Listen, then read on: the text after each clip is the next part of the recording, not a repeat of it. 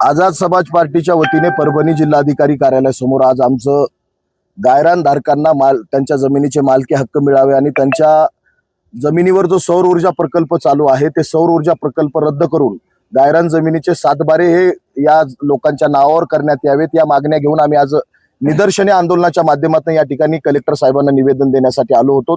परंतु पोलिसांच्या माध्यमातून आम्हाला असं कळवण्यात आलं की विधान परिषदेची आचारसंहिता लागल्यामुळे तुम्हाला या ठिकाणी आंदोलन रद्द करावं लागतंय।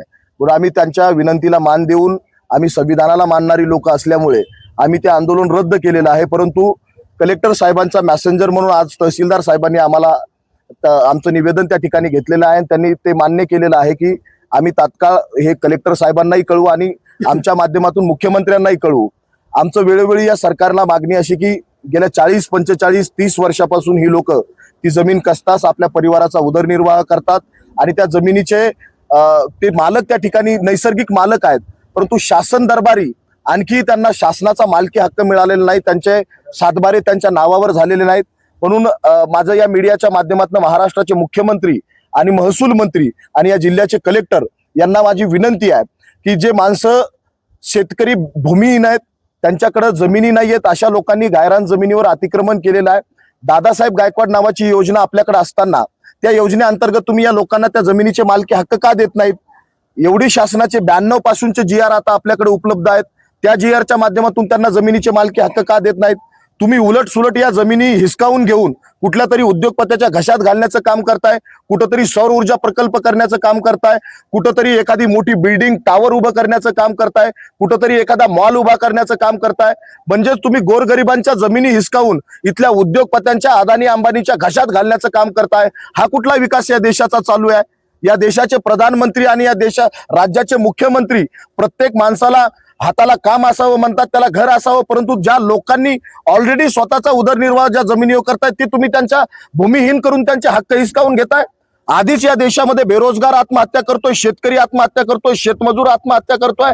या देशामध्ये प्रत्येक माणूस, या देशातला युवक यांना रोजगार नाहीये, पण ज्या माणसांकडे ऑलरेडी जगण्याचं साधन आहे तुम्ही जर ते हिसकावून घेत असाल तर हे अत्यंत दुर्दैवी आम्ही या शासनाच्या मागच्या वेळेस त्याचा निषेध करतो। मागच्या वेळेसही तुमच्या जिल्हाध्यक्षांनी ह्याच विषयासंदर्भात आंदोलन केलं होतं, पण प्रशासनाने दखल घेतली। आजही तुम्हाला आंदोलन करावं लागतंय आणि जर मागणी मान्य होतच नसेल आम्ही वेळोवेळी प्रशासनाला निवेदनाच्या माध्यमातून करतोय।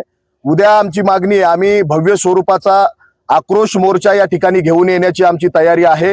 आता आचारसंहिता असल्यामुळे आम्ही हे आंदोलन आज या ठिकाणी स्थगित केलेलं आहे, परंतु भविष्यात आता 1 महिन्यानंतर आम्ही तयारी करतोय। इथं हजारोचा जन आक्रोश मोर्चा या ठिकाणी कलेक्टरांच्या छाताडावर आम्ही आणल्याशिवाय राहणार नाही, लक्षात घ्यावं त्यांनी। म्हणून आमची मीडियाच्या माध्यमातून विनंती आहे की शासन प्रशासन दरबारी आमचं दुःख, आमचं दारिद्र्य आणि आमच्या आक्रोश आणि किंचाळ्या या सरकारपर्यंत पोहोचवा। सरकारला हे कळू द्या या लोकांचं दुःख आणि या लोकांना लवकरात लवकर न्याय मिळवून देण्यासाठी आपण देखील प्रयत्न करावे, एवढीच मी तुम्हाला विनंती करतो। धन्यवाद। गेल्या 40 ते 45 वर्षापासून या महाराष्ट्रामध्ये आणि विशेष म्हणजे आपल्या जिंतूर तालुक्यामध्ये जे भूमिहीन लोक आहेत की त्यांचा जर कधी रेकॉर्ड बघितलं तर जेव्हापासून देश स्वतंत्र झाला तेव्हापासून त्यांच्या नावावर कुठलीही सातबारा नाही आहे आणि या महाराष्ट्र सरकारकडे असं काही नियोजन नाही या गोरगरिबांचं पोट कसं भरावं, त्यांचा कुटुंबाचा उदरनिर्वाह कसा करावा हे त्यांच्याकडे काही नियोजन नाही आहे।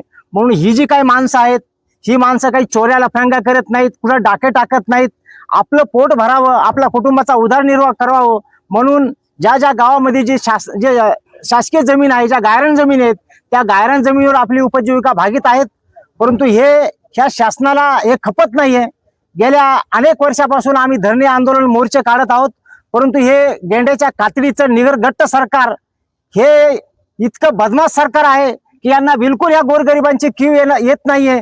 म्हणून आज आझाद समाज पार्टीच्या वतीनं आणि आमच्या महाराष्ट्राचे प्रदेश महासचिव अरविंद कांबळे साहेब यांच्या नेतृत्वामध्ये आज भव्य असा निदर्शनाचा या ठिकाणी कार्यक्रम आम्ही ठेवला होता, परंतु आचारसंहिता असल्यामुळं आम्ही कायद्याचं पालन करणारी माणसं आहोत, बाबासाहेबांचं संविधान मानणारी माणसं आहोत, म्हणून कायद्याचं उल्लंघन न करता आम्ही या ठिकाणी शांततेला आम्ही या ठिकाणी निवेदन देत आहोत।